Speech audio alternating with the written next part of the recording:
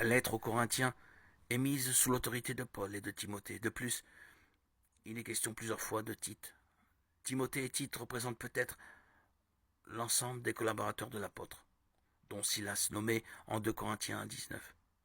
Ils sont grecs, et c'est Paul qui leur a fait connaître l'Évangile. Timothée a été chargé de missions délicates à Thessalonique, 1 Thessalonique 3.2, et à Corinthe, 1 Corinthe 4, 17, 16, 10. À Corinthe, Tite l'a relayé, assurant un rôle de messager entre la communauté et Paul. De plus, il a reçu mission d'organiser la collecte, 2 Corinthiens 7, 6, 8, 6. Paul n'a jamais travaillé seul. Considéré par la tradition chrétienne comme des responsables de communauté, Timothée à Éphèse et Tite en Crète, ils seront les destinataires de lettres dites pastorales.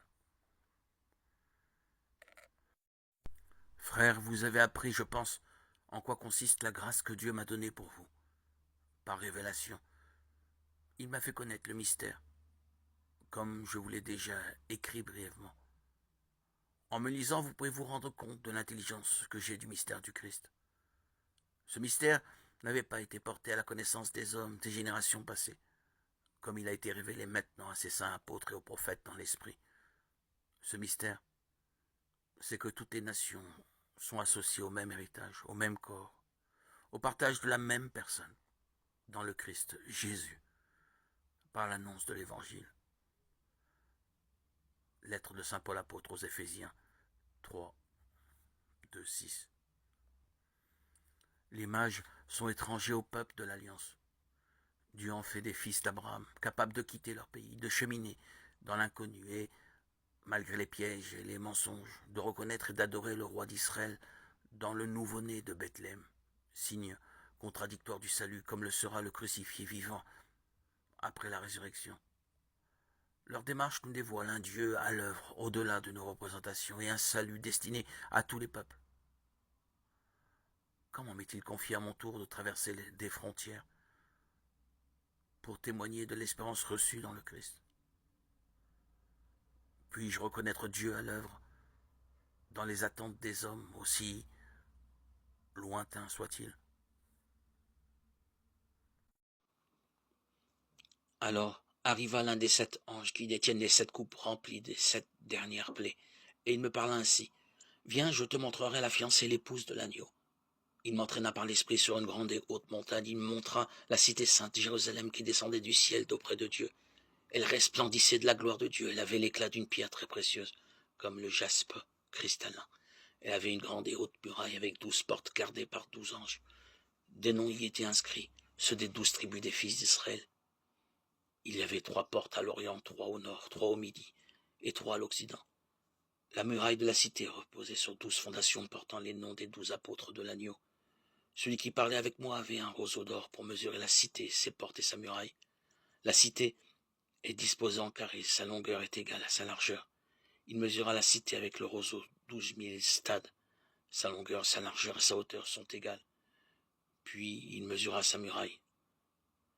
144 coudées suivant les mesures communes des hommes qu'employait l'ange.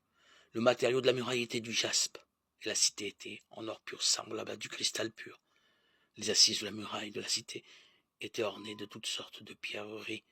La première assise était de jaspe, la deuxième de saphir, la troisième de chalcédoine, la quatrième d'émeraude, la cinquième de sardoine, la sixième de cornaline, la septième de chrysolite, la huitième de béryl, la neuvième de topaze, la dixième de chrysoprase, la onzième d'hyacinthe, la douzième d'améthyste.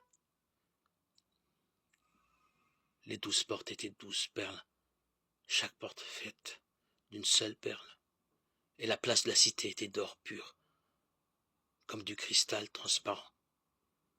Dans la cité, je n'ai pas vu de temple, car son temple, c'est le Seigneur, le Dieu Tout-Puissant et l'agneau.